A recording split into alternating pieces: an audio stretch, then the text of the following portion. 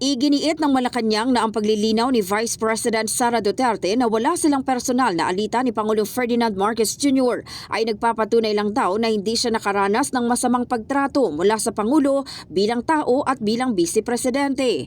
Ito'y matapos sabihin ni Duterte na wala siyang personal na problema kay Pangulong Marcos at ang kanyang mga puna ay nakatuon lamang daw sa paraan ng pamumuno nito. Nagpapatunay ito sa kanya na galing mismo na ang Pangulo ay hindi nagkaroon ng masamang pagtrato sa kanya bilang tao at bilang Vice Presidente.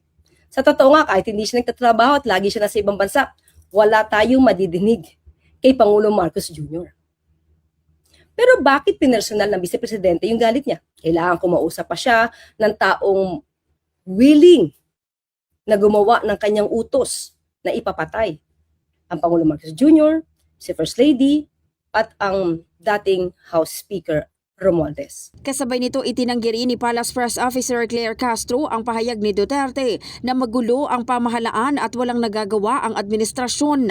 Ayon kay Castro, pinalalabas lamang umano ng kampo ng Vice Presidente na walang kakayahang mamuno si Pangulong Marcos at inakusahan pa itong nagtatangkang magdulot ng destabilization upang makuha ang posisyon ng Pangulo. Bagamat kinikilala niyang may karapatan ang bawat Pilipino na magpahayag ng opinyon, iginiit ni Castro hindi ito dapat gamitin sa pagpapakalat ng fake news o panlilin lang sa publiko.